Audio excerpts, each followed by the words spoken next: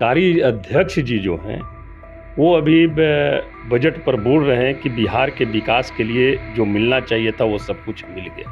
तो क्यों नहीं पूरी तरह से सब्सिडी के साथ आम लोगों को ये सौर ऊर्जा का बजट देना चाहिए। परमंडल स्तर पर एम्स की स्थापना करनी चाहिए केंद्र सरकार को।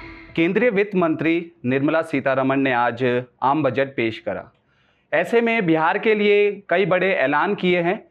क्या कुछ बजट में रहा और क्या कुछ वो बड़े ऐलान किए गए हैं, इसी विषय पर हमारे साथ बातचीत करने के लिए मौजूद हैं आरजेडी पार्टी से और बिहार के लोकसभा सांसद अभय कुशवाहा जी। उन्हीं से हम बातचीत करते हैं और उन्हीं से जानने की कोशिश करते हैं क्या कुछ इस बजट में रहा है। आप भी वहाँ पर मौजूद थे और ये जो बजट पेश हुआ है किस नज़रिए से आप देखते हैं इसको?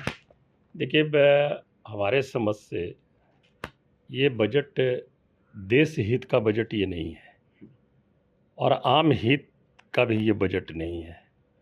और जिस बिहार के दम पर यहाँ सरकार है केंद्र में, उस बिहार को विशेष राज्य का दर्जा की मांग थी। माननीय मुख्यमंत्री नीतीश कुमार जी ने भी कहा और अभी कार्यकारी अध्यक्ष जी जो हैं वो अभी बजट पर बोल रहे हैं कि बिहार के विकास के लिए जो मिलना चाहिए था वो सब कुछ मिल गया। हमारा मानना है कि बहुत कुछ मिला। 3 हाईवे मिला और 11,500 करोड़ जो बाढ़ के क्षेत्र के लिए खर्च करने के लिए जो घोषणा हुई है, मैं समझता हूं कि वो भी एक तरह से छलावा है। बाढ़ नियंत्रण, सबसे पहले तो डैम की निर्माण की बात थी। डैम के निर्माण पर किसी प्रकार का कोई ऐलान नहीं किया गया। जब तक कि डैम का निर्माण नहीं होगा तब तक के बिहार में बाढ़ नहीं रुक सकती है। इन्होंने सिर्फ जिक्र किया कि नेपाल सरकार से हम लोग वार्ता करेंगे और उसी तरह से जिस तरह से आपने देखा होगा पहले की भी जब एनडीए गठबंधन की सरकार बनी थी तो करोड़ों करोड़ों रुपये का लूट गंगा को साफ करने के नाम पर हुआ था। क्या हुआ गंगा जी का? गाद निकल गए गंगा जी से।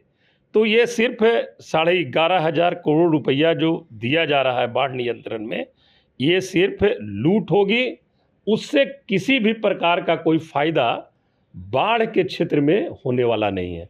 जब तक इन्हीं की सरकार थी और पूर्व प्रधानमंत्री अटल बिहारी वाजपेयी जी की परिकल्पना था और सोच था कि हम देश के तमाम नदियों को एक दूसरे से जोड़ने का अगर कार्यक्रम बना लेंगे तो जहाँ सुखाड़ की स्थिति है उससे भी निपटा जा सकता है, जहाँ बाढ़ की स्थिति है उससे भी निपटा जा सकता है।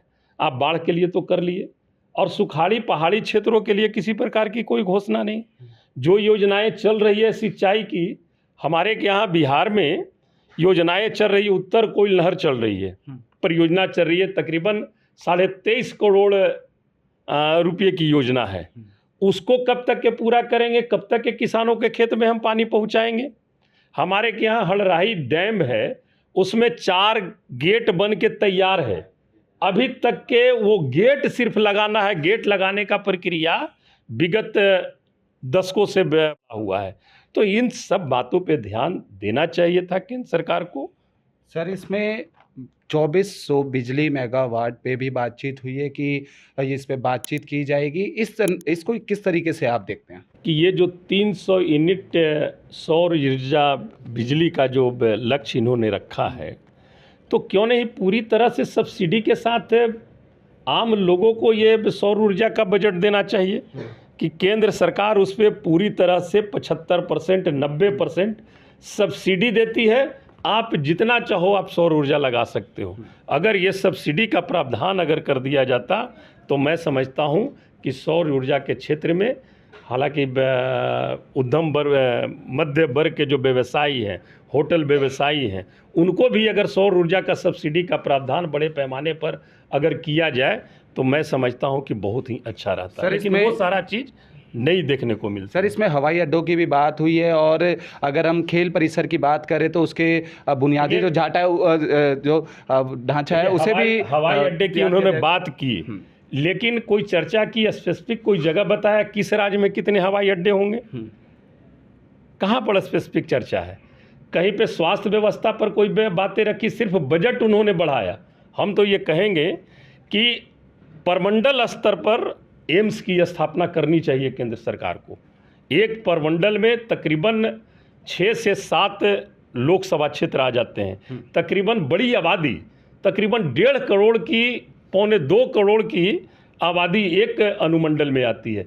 आप स्वास्थ्य के क्षेत्र में अगर सुधार करना चाहते हैं तो परमंडल स्तर पर आपको एम्स का निर्माण कराना चाहिए। एक जगह पे एम्स है, वहाँ पर काफ़ी दबाव रहता है, 13 करोड़ 12 करोड़ आबादी पूरे प्रदेश की, और वहाँ पर एम्स है, तो 1-2 एम्स से काम नहीं चलने वाला है। अगर आप चाहते हैं स्वास्थ्य में और शिक्षा में सुधार हो तो पूरी तरह से केंद्र सरकार को दिल खोल करके काम करना चाहिए। ये राजनीति के तहत नहीं आना चाहिए।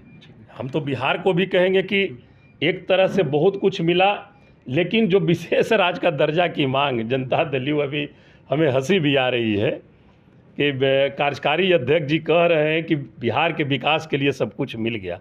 आप PMGSY योजना चालू करने जा रहे हैं। PMGSY योजना 4 का आपने आज ऐलान किया। पहले उन PMGSY योजना से जो रोडें बनी हैं, जो अभी अमूमन सभी जगह बिल्कुल ही जर्जर स्थिति में है, आप उसको तो तत्काल आप निर्माण पहले करा दें। उसके लिए कोई क्या योजना आपने बनाया? जो पहले से रोड बना हुआ है पूरी तरह से जर्जर है। अभी हम लोग जहाँ भी जाते हैं, चाहे हमारा क्षेत्र हो या बिहार हो, सभी जगह पे रोडों की स्थिति बहुत ही दयनीय है। तो ये तमाम चीज़ों पे ध्यान देना चाहिए। ये सब राजनीतिक स्टैंड के तहत हम कहेंगे कि ये आम आदमी का बजट नहीं है। आपने किसान का आय दोगुना करने की बात की थी, उस पर कहाँ हुआ? बिल्कुल, ये थे हमारे साथ बातचीत करने के लिए मौजूद बिहार और RJD पार्टी से लोकसभा सांसद अभय कुशवाहा जी। कैमरा पर्सन विकी के साथ कुणाल शर्मा, पंजाब केसरी.com।